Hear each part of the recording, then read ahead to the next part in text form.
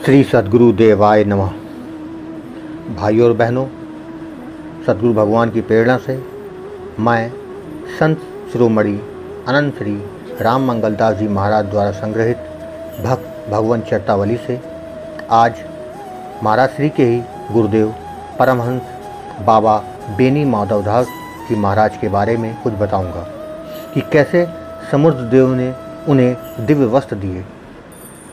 यह जानने के लिए इस वीडियो को आखिर तक अवश्य देखें। वीडियो शुरू करने से पहले आपसे निवेदन है कि जो लोग पहली बार गोकुल भवन अयोध्या इस YouTube चैनल पर आए हैं वह इस चैनल को सब्सक्राइब कर लें और बेल आइकन अवश्य दबा दें, जिससे नए वीडियो का नोटिफिकेशन आपको समय समय पर मिलता रहे।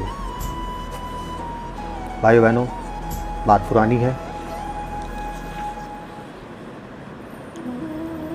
परमहंस राम मंगलदास जी महाराज अपने गुरुदेव बाबा बेनी माधवदास जी महाराज के साथ गोकुल भवन में रहते थे। रात्रि का 12 बजा होगा। दोनों लोग लेटे हुए थे कि अचानक अयोध्या स्थित मणि पर्वत से कुछ दिव्य सिद्ध संत लोग वहाँ आए। सबने बारी बारी गुरुदेव को दंडवत किया, यानी प्रणाम किया। वे सिद्ध संत 14 हाथ, 20 हाथ, 25 हाथ, 30 हाथ के थे। शरीर पर सिर्फ लंगोटी लगाए थे। दाढ़ी के सब सुनहले थे। शरीर में गजब का तेज चमक था। महाराज उठ के बैठ गए। सिद्धों ने कहा परमहंस राम मंगलदास जी महाराज से, इनकी कंठी और जनेऊ अब आप उतार लीजिए, इसकी ज़रूरत नहीं है। इनका नाम सिद्ध है। सहज समाधि हो गई है, इनकी प्रेम समाधि हो गई है, लय समाधि हो गई है। अवध में अब इनके जैसा कोई दूसरा नहीं है। बहुत उच्च अवस्था हो गई है इनकी। 2 घंटे सब रुके, फिर अंतर्ध्यान हो गए। अगले दिन महाराज जी ने गले से कंठी और जनेऊ उनका उतार लिया और उनसे पूछा, गुरुदेव ये लोग कुछ खाते पीते नहीं हैं? तो गुरुदेव ने मुस्कुरा कहा, सरयू जी में दूध की एक लहर आती है, किसी दिन दिन में, किसी दिन रात में 2 बजे। ये लोग अपना पात उसी से भर लेते हैं, उसके बाद उसी को ग्रहण कर लेते हैं, जिससे उनको भूख और प्यास कुछ नहीं लगती। तो इस पर उन्होंने पूछा, ये किस किस नदी में आती है? तो उन्होंने कहा, शारदा, जमुना, गंगा, त्रिवेणी, गोमती में। फिर कहा, यहाँ और सिद्ध लोग भी हैं? तो गुरुदेव ने कहा, लाखों हैं। जो प्रेमी सच्चा होता है वो रात में समुद्र के सरयू जी के किनारे रहे, निश्चल हो, उसे दिखाई देंगे। वैसे कोई इनको देख नहीं सकता जब तक ये लोग स्वयं ना चाहे। ये पुरी में प्रधान जगहों पर रोज़ दर्शन करते हैं, दंडवत करते हैं। यह पुरी सिद्धों की सराय है, इसका वर्णन कोई नहीं कर सकता। ये सभी सिद्ध पुरियों में श्रेष्ठ है। अपना भाव ठीक हो तो सब कुछ देख सुन सकते हो। यहाँ इस धरती पर तो भगवान ने स्वयं जन्म लिया है। भाइयों बहनों, अब आपको एक और दिव्य लीला के बारे में बताता हूँ। एक बार गुरुदेव मंदिर में बैठे थे ध्यान में, गोकुल भवन के। तो उन्होंने देखा कि एक बहुत बड़ा जलाशय है। उसमें से एक वृद्ध ब्राह्मण गोरा, जिसने शुक्ल धोती पहनी हुई थी, उसमें से निकल के आए और हाथ में सफ़ेद वस्त्र थे। गुरुदेव की तरफ बढ़ा के बोला, आषाढ़ में आओ या बैसाख में आओ। वस्त्र दिखाकर जलाशय में समा गया। महाराज जी का जब ध्यान टूटा तो विचार करने लगे, मैं पैसा तो छूता नहीं हूँ, बिना टिकट जाना ठीक नहीं है। उधर महाराज राम मंगलदास जी के चाचा चाची को भगवान ने प्रेरणा दे दी। वे अयोध्या चले आए। उन्होंने महाराज जी से कहा, यानी गुरुदेव से अपने, कि गुरुदेव हमें चारों धाम की यात्रा करा दीजिए। गुरुदेव उनके साथ चल दिए। जब लोग जगदीशपुरी पहुँचे तो समुद्र नहाने गए। गुरुदेव जो साफ़ी अपने ऊपर 7 हाथ की डाल के ध्यान में बैठते थे ताकि मच्छर न काटे, उसको उन्होंने समुद्र में धोया, नहाए, निचोड़ के कंधे में रख के वापस अपने आसन पर आ गए। जब घाम सुखाने के लिए उसको फैलाए तो देखते हैं क्या है, उसी मेल का एक दूसरा 10 हाथ का कपड़ा उसमें रखा था। उन्होंने, गुरुदेव ने महाराज जी के चाचा चाची से पूछा ये आपका है? तो उन्होंने सीधे मना कर दिया, हमारा तो नहीं है। जब महाराज जी ध्यान में बैठे तो उनको याद आया, तो हंस के बोले, जो ध्यान में था वही बात है। लोगों ने पूछा क्या हुआ?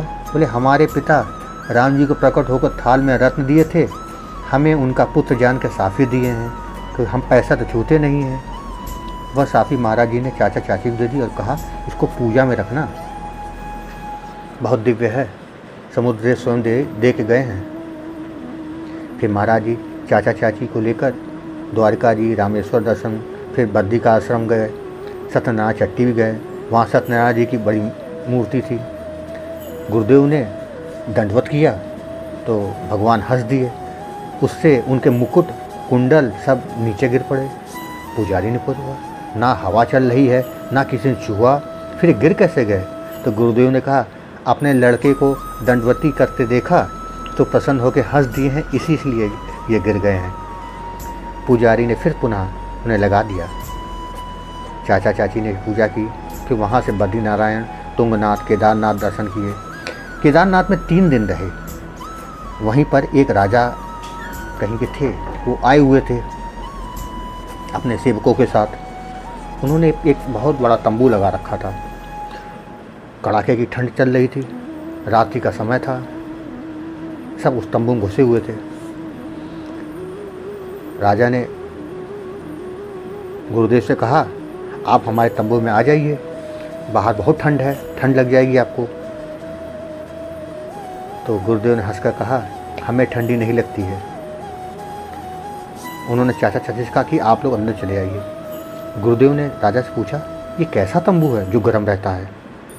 तो राजा ने कहा जब दुम्मा भेड़ी का बच्चा पैदा होता है उसके बाल काट लिए जाते हैं, वो बहुत ही गर्म होते हैं। एक ऊनी वस्त्र एक मुट्ठी में आ जाए और इसे अगर बदन में डाल लें तो ठंड नहीं लगती, शरीर एकदम गर्म हो जाता है। ये तंबू उसी ऊन का बना हुआ है, इसलिए इसमें सर्दी नहीं लगती। अंदर जितने भी बैठे हैं सबको गर्मी का एहसास होता है। फिर चौथे दिन वहाँ से गुरुदेव चाचा चाची को लेकर वृंदावन आए, फिर वहाँ से नैमिष दर्शन करके वापस अवध आ गए। यहाँ पर 3 दिन चाचा चाची रुके, भंडारा किया। उसके बाद सब वहाँ 1 साल रहे चाचा चाची। एक दिन की बात है, चाचा ने ध्यान में कुछ देखा तो गुरुदेव से कहा सारी बात बताई। तो गुरुदेव ने कहा आपका समय आ गया है। उन्होंने चाची से कहा अब तुम चुप हो जाओ, रोना मत, भगवान के घर सबको जाना है, सबका समय निश्चित है, जिसका जब समय आता है वो चला जाता है।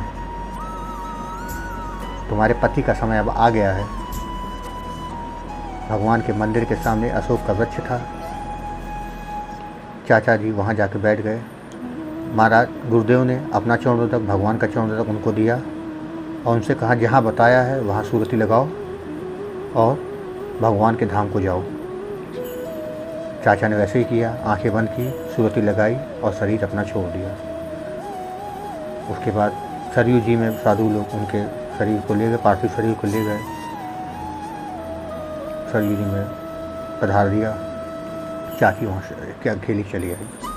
भाई बहनों, मेरा प्रयास रहता है कि संत की बात जैसी है वैसी मैं आपके सामने प्रस्तुत करूं।